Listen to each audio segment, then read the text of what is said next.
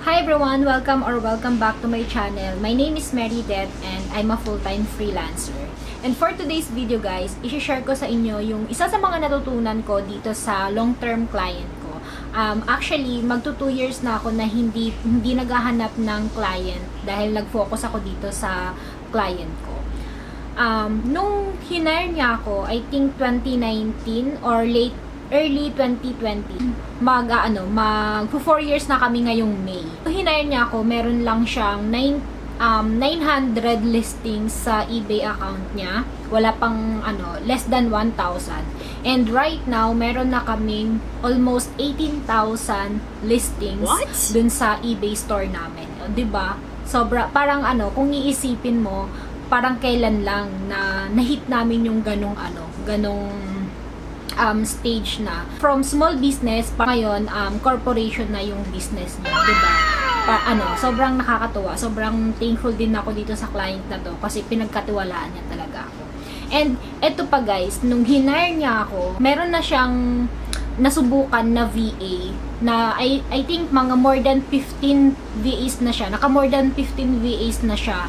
Ang sabi niya, nung time na yon, sabi niya, parang hindi pa niya na nakikita yung perfect match na hinahanap niya or yung perfect, parang ganon, yung perfect VA, or hindi naman siguro perfect, pero parang hindi pa niya nakikita yung yung tinetest niya pa ng tinetest, kaya parang almost magto-20 na siya VA bago niya ako na-hire. Itong client na to guys, hindi ako nag-apply sa kanya. Siya yung nag-invite sa akin na mag-apply doon sa job post niya. Ang nakakatuwa, isa din to sa client ko na nag-video call interview.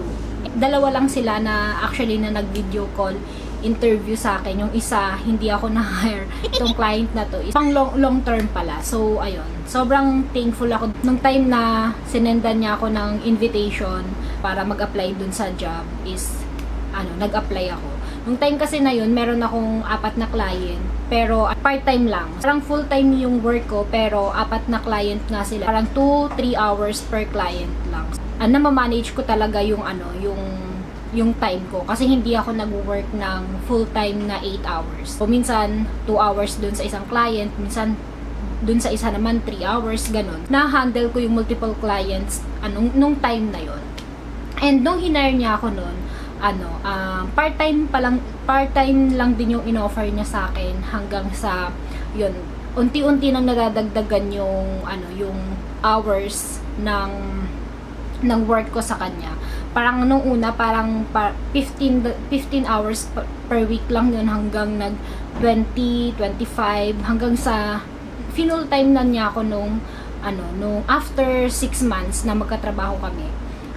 Inofferan niya ako ng full-time siya pero flexible time. And partnership na siya. So, yun yung in-offer niya sa akin. And, ayun. So, thankful naman ako dahil dun sa 15 or more than 15 na niyang naging VA, ako yung napili niya na gawing partners. And ito yung sinabi niya sa akin nung inofferan niya ako. Kasi nung time na yun, hindi rin ako masyadong familiar na merong ganitong mag-offer na client. And nung na yun, sinabi niya sa akin na parang kasi makikita ko yun kung ilan yung mga na-hire niya doon na VAs. And sabi niya sa akin, marami na nga siyang nasubukan na VAs, and kung tutuusin, madali lang makahanap ng VA. Pero mahirap makahanap yung yung totoong may concern doon sa business mo.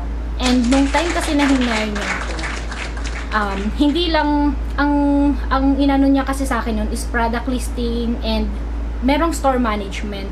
Pero hindi niya sinabi sa akin yung mga task talaga. Ang main task ko nung time na yun is product listing lang talaga. Yung store management, hindi pa niya sinabi sa akin kung ano yung mga task ko. Pero yun, nung nag-start na ako sa kanya as store manager, yung mga listings before na merong mga mali, tapos may mga listing din ako nakita na yung yung mga kailangang ayusin, ganun. So yun, isa yun sa mga sinabi ko sa kanya na na ganito pwede nating ayusin to, tapos ito may nakita akong mga maling listing, alam mo yun, mali yung sizes, mali yung basta ang dami kong nakita nung time na yon. Sinabi ko sa kanya kung ano yung mga nakita kong mali dun sa mga listing. And importante yun guys, dahil nga sa eBay, sobrang higpit ng eBay pagdating sa feedback ng buyer. So iniingatan talaga ng mga eBay seller yung pagdating sa feedback. So, kailangan talaga na yung listing mo match doon sa kung ano yung item na binebenta mo talaga. Kasi pag nakakuha ka ng item not described, isa yun sa makakaapekto sa ni client sa eBay store niya. Kaya isa yun, kailangan talaga perfect yung listing mo or tama yung description ng listing. Especially dun sa mga clothing products. Sa yun sa pinaka-importante. Yun nga ang sabi niya sa akin. And sinabi din niya sa akin kung bakit ako yung pinili niya. Dahil nga daw, sa lahat ng mga naging VA niya, ako lang yung nagsabi ng ganun. Ako lang yung syempre yung ibang VA, makikita din nila yun kung tutuusin. Makikita din nila kasi makikita nila lahat ng listing Not unless na hindi talaga nila nakita na mali yung listing na yun. Ako, nung nakita ko yun, sinabi ko sa kanya kasi pag hindi ko sinabi, syempre, maapekto pag may bumili noon tapos nag-negative feedback, yung store namin yung maapektuhan. Kaya yun sinabi ko sa kanya. And sabi niya sa akin, yun nga yung gusto niya sa akin, parang sa lahat ng mga naging VA niya, ako yung nakitaan niya na may concern talaga dun sa business. And nung time na yon, parang medyo natuwa naman ako. Actually, hindi lang ako sa kanya naging ganun. So sa mga previous client ko, ganun din naman ako. Sinasabi ko din sa kanila if ever may nakita akong mali dun sa mga listing. And natuwa din naman ako sa client ko na na-appreciate niya yung ganung ginagawa ko. Kaya nung time na yon, isa yun sa mga sinabi niya, kaya napapayag din ako na hindi yung bayad ko dito guys or yung rate ko hindi siya per hour. So meron akong nakukuha na percentage doon sa kung magkano yung kinikita nila or namin sa eBay store. Parang business partner talaga na yung naging naging partnership yung naging namin ng client niya. So yun talaga yung in-offer niya sa akin, partnership. So sila yung magpo-provide ng products, tapos ako naman yung tutulong sa kanila sa mga listings, sa pag-aayos ng mga eBay namin, listings, and halos lahat ng admin, ako yung gumagawa. So yun, kaya nung time na inoferan niya ako nito, na din, unti-unti kong tinanggal yung mga clients ko na kasi 'di ba may 4 ako na client.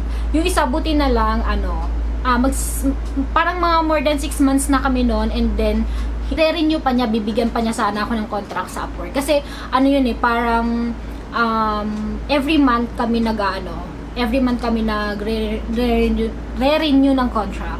And then yun, sinabi ko sa kanya na hindi na ako available kasi meron na akong full-time client. So yun, hanggang sa natira na lang yun yung isang long-term client ko din na parang magto 2 years na kami nung time na yun. Ay hindi, actually parang 1.5 year na yata kami. Isa yun sa pinakamatagal kong client bago ako na-hire nitong current na client ko. Parang yung client ko na yun, nagtagal kami noon ng 2 years. Siya na lang kasi yung hindi ako doon, hindi ako full time doon. So parang nag-work lang ako doon sa kanya ng mga 3 or 4 hours a day. So kaya ko siyang isabay doon sa client ko na full time. Tapos nung parang magto 2 years na kami nitong client ko na yun,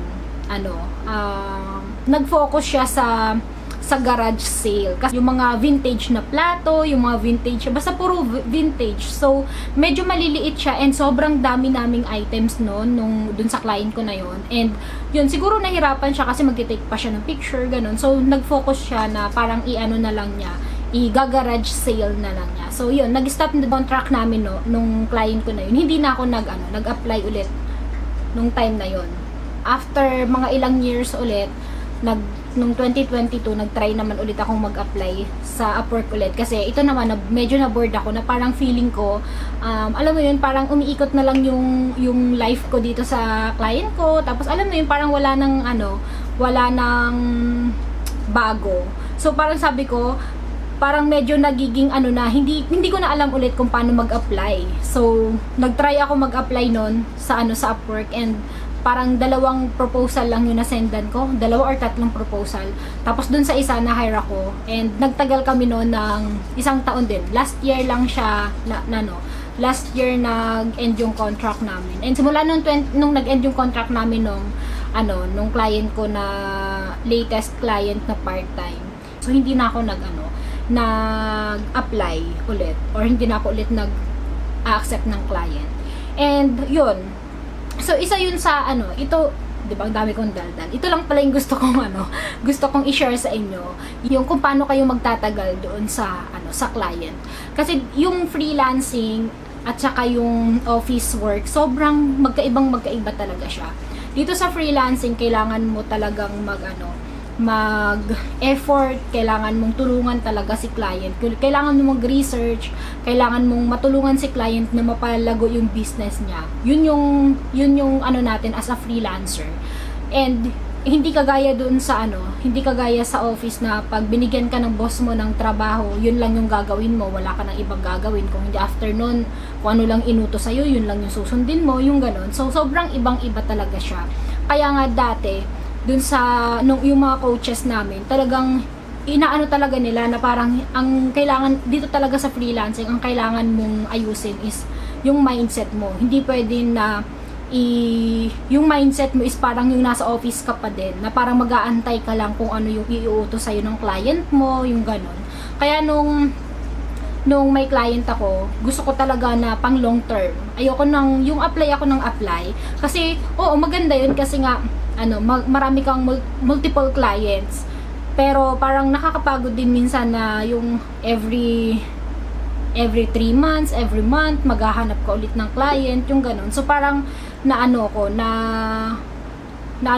nag-offer yung client ko is tinanggap ko siya na maging full-time. And ang kagandahan lang naman sa amin, full-time ako sa kanya pero flexible time yung working hours ko. So, pwede pa nga akong kumuha ng ng client pero ngayon gusto ko lang din talaga mag-focus sa dito sa client ko na to. And okay naman yung kinikita ko. So hindi ko naman ewan ko, parang yung iba kasi kaya gusto nilang pumasok sa freelancing dahil dun sa dahil dun sa 6 digits na lagi nating naririnig na pag freelancer ka, malaki ang sahod mo. 6 digits, 7 digits. Oo, totoo yan. Kung tutuusin, kayang-kaya yan dito sa freelancing. Pero depende pa rin sa kung ano yung goal ninyo sa buhay. And yun, ako naman ang goal ko lang talaga is alam mo yun, yung mabigay ko yung pangangailangan ng anak ko, and yung meron akong kinikita na kahit nandito lang ako sa bahay. So hindi ko na kailangan lumabas ng bahay para kumita. Ayun, kaya parang nakontento nga ako eh. Actually nung mga last year, medyo yung parang medyo na-anxiety ako kasi minsan marami ako nakapanood sa TikTok na parang pa lang sila, 1 month pa lang, 2 months pa lang sa freelancing, 6 digits na daw yung kinikita nila. So parang nung time na yun, parang medyo na parang bakit sila ganun, nag 6 digits sila agad. Bakit ako parang mag 4 years na ako dito para sa freelancing, parang ito lang yung kinikita ko. Pero yung kinikita ko is kayang-kaya na talaga siya pang, alam mo yun, kasi yung sinasahod ko sa office at sinasahod ko ngayon, parang 3-4 times. So yun. So para sa akin, parang okay na yun. And nung time na yun na parang medyo nai-stress ako na parang, bakit gato? Yung parang kino-compare ko na yung sarili ko dun sa sa mga ibang nakikita ko na freelancer. So yun. And dun ko na-realize din na, bakit ko i-compare yung sarili ko sa kanila? Magkaiba kami ng goal. Kaya nung pumasok ako dito sa freelancing, iba yung gusto ko. Hindi ko naman talaga, oo, syempre sino ba naman yung ayaw ng 6 digits, 'di ba? Pero yung sa akin kasi, bago ko makuha yung 6 digits, kailangan ko ng at least 2 to 3 clients. So, sa akin, okay na muna yung isang client as long as na kaya namang i-sustain yung pangangailangan namin. So, yun lang. Kaya din nag-focus na lang ako dun sa sa client ko. Kasi dati parang alam mo yun, gusto kong ma-improve sa sarili ko na kaya kong kumita na mas malaki pa. Kaya nung time na yun, kahit okay na yung kinikita ko, apply pa ako ng apply, kuha pa ako ng kuha ng client. So, ayun. Yun lang, 'di ba? Ang dami ko ng daldal. Yun lang naman din talaga yung yung gusto kong i-share sa inyo, yung pag pumasok kayo dito sa freelancing, wag kayong pumasok sa freelancing dahil lang sa nakita nyo na ay si ganito malaki pala yung kinikita sa freelancing, kayang-kaya pala yan. So ayan, i-assess nyo muna yung sarili nyo, kung ano ba yung kakayanan nyo, kaya nyo ba talagang gawin yung ginagawa niya. Alam mo yun, kasi hindi mo alam kung ano yung ginagawa niya, malay mo hindi na siya natutulog, 'di ba? Dahil kailangan niyang tapusin yung trabaho ng ng client niya. Kasi dito ko din nung mga years ko, magsi 6 years na ako dito sa freelancing. Habang tumatagal ako dito sa freelancing, doon ko na-realize na sobrang hirap. Kailangan mo talagang i-balance yung life mo sa labas and life mo dito sa bahay. Kasi kung ipipilitin mo yung mag 6 digits, parang mawawalan ka na ng life outside. Nung nagkaanak ako, hindi na ako masyadong mahilig lumabas. Parang mas gusto ko, nag-i-enjoy ako na nandito lang sa bahay, kasama ko anak ko, magmo-movie kami, magde-Netflix, ganun. Tapos, yun, pasyal lang ng konti. Lalo na nung maliit pa yung anak ko, syempre, sobrang likot niya. Pag lumalabas kami, hahabol-habulin ko siya. So, syempre, galing pa ako sa trabaho, nakakapagod yun. Kaya, hindi kami masyadong lumalabas kasi nga, wala, nakakapagod din talaga.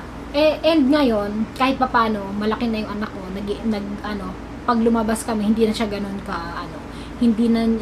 kaalagain. Tapos na-appreciate na niya yung mga yung mga bagay na pinupuntahan namin.